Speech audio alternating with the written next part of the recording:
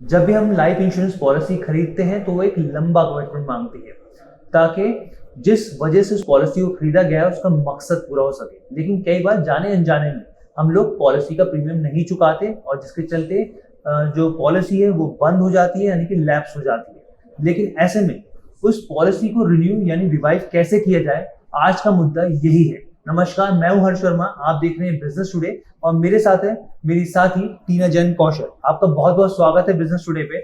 तो टीना, मेरा सबसे पहला सवाल आपसे यही है कि अगर फर्ज कीजिए मैं यहाँ पे मैं एक एग्जांपल लेना चाहूंगा कि किसी ने प्रीमियम मिस हो गया, अब उसका ग्रेस पीरियड है, तो अब वो ग्रेस पीरियड में चाहता है अपनी पॉलिसी को रिन्यू करना, तब उसके क्या नियम होंगे? और दूसरा, अगर वो ग्रेस पीरियड निकल चुका है तब वो रिवाइव कर पाएगा उसको, उसके क्या नियम है, समझाइए। हाँ जी हर्ष, अगर हर पॉलिसी का एक ड्यू डेट होती है प्रीमियम पे करने की, तो अगर वो ड्यू डेट लास्ट डेट निकल गई है तो हमें ग्रेस पीरियड मिलता है। तो ये ग्रेस पीरियड डिपेंड करता है, तो पर जनरली ये होता है कि अगर आप एनुअली पे कर रहे हो, क्वार्टरली पे कर रहे हो या फिर हाफ ईयरली कर रहे हो तो ये ग्रेस पीरियड लगभग 30 दिन का होता है। और अगर आप मंथली पेमेंट कर रहे हो तो ये ग्रेस पीरियड लगभग 15 दिन का होता है। तो अगर आपने ड्यू डेट मिस कर दी है बट ग्रेस पीरियड के विद इन ही आपने अपना प्रीमियम पे कर दिया है तो आपका कोई बेनिफिट लूज आउट नहीं होता। पॉलिसी एज इट इज चलती रहेगी, जैसे पहले चल रही थी अभी वो पॉलिसी चलती रहेगी। बट अगर आपने अपना ग्रेस पीरियड मिस कर दिया तब वो पॉलिसी कहलाती है लैप्स्ड पॉलिसी। तो उस जब पॉलिसी एक बार लैप्स्ड हो गई तो उसके सारे बेनिफिट्स आपके खत्म हो जाएंगे। जैसे लाइफ इंश्योरेंस पॉलिसी का मेन पर्पस क्या होता है कि आपको लाइफ कवर दे, तो अगर लैप्स हो गई तो उसका लाइफ कवर खत्म हो गया, कॉन्ट्रैक्ट ही खत्म हो गया आपका इंश्योरेंस कंपनी के साथ, पॉलिसी खत्म हो जाएगी, रद्द हो जाएगी वो पॉलिसी। तो अब हमें पता है कि लैप्स होने के काफी कारण हो सकते हैं। कभी इंटेंशनली होता है कि नहीं हम लैप्स करना चाहते, हो सकता है कि भूल गए, काफी आप बिजी क्रंच हो जाता है तो भी हो जाता है, राइट, बिजी रहते हैं, फाइनेंशियल क्रंच होता है, इसलिए भी पॉलिसी लैप्स हो जाती है। तो अगर आपको देखना है कि आपका अगर ज्यादा टाइम नहीं हुआ है लैप्स हुए तो आप उसको रिवाइव करा सकते हैं। तो इंश्योरेंस कंपनी आपको एक ऑप्शन देती है रिवाइवल का, तो परेशान होने की जरूरत नहीं है। अगर लैप्स हो गई है तो रिवाइवल का भी एक ऑप्शन है। अच्छा, तो पहला आपने हमें पॉइंट बताया कि अगर वो अपने प्रीमियम जो मतलब ग्रेस पीरियड में आपने कवर कर लिया है तो आपको कोई पेनल्टी नहीं चुकानी पड़ेगी, और उसके बाद आपने समझा दिया। अब मेरा दूसरा पॉइंट आपसे है कि यहाँ पे भी मैं दो एग्जांपल लेता हूँ, एक है राम और एक श्याम। अगर राम ने 6 महीने तक एक प्रीमियम नहीं चुकाया एक पॉलिसी का, और दूसरा श्याम है उसने 1 साल तक किसी पॉलिसी का प्रीमियम नहीं चुकाया, तो यहाँ पर सवाल उठता है कि राम या श्याम किसको पॉलिसी को कंटिन्यू करना चाहिए या फिर किसी को नई पॉलिसी शुरू करनी चाहिए, इस पे आप क्लैरिटी दीजिए।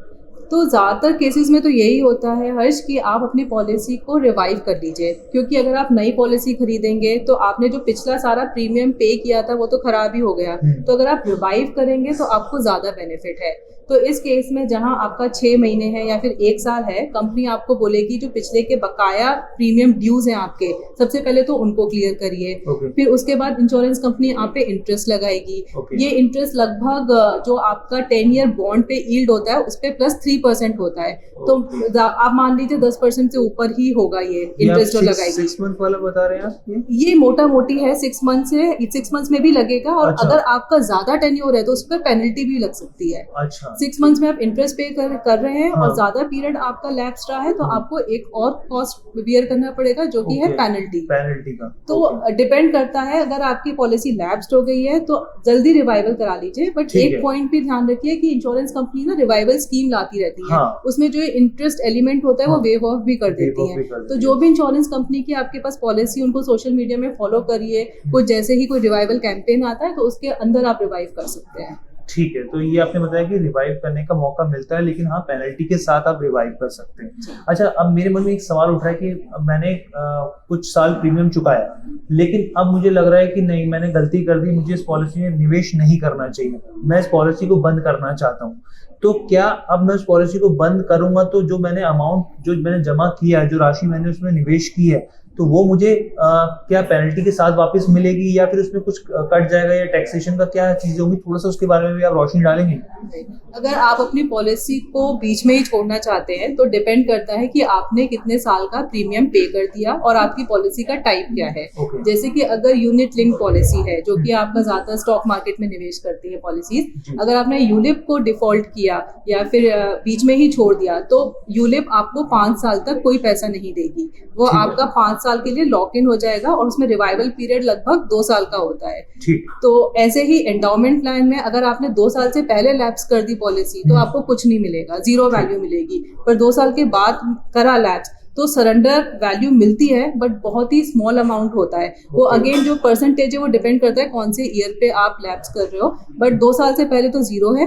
तो ये 7 साल के बाद ही होता है कि थोड़ा आपको सब्सटेंशियल अमाउंट मिलता है, बट एंडाउमेंट प्लान जो होता है वो ब्रेक इवन करने में ही 7-8 साल लगा देता है। इसलिए हम कहते हैं कि इंश्योरेंस पॉलिसी को लैप्स ना करें तभी बेहतर है आपके लिए। और मैंने शुरुआत में भी कहा, जिसका जो कमिटमेंट होता है उसका मकसद ही होता है कि जिस वजह से आपने पॉलिसी खरीदी है उसका वो मकसद पूरा हो सके।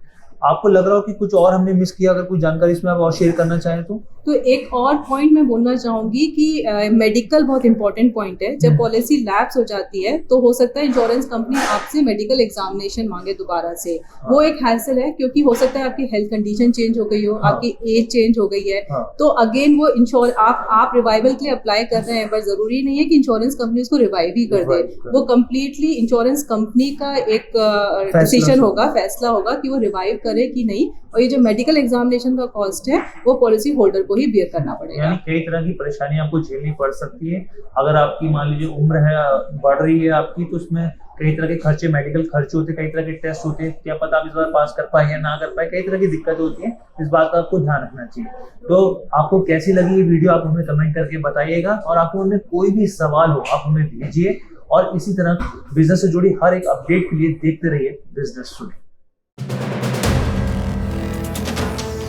वीडियो पसंद आया तो हमें लाइक, कमेंट, शेयर और सब्सक्राइब जरूर करें।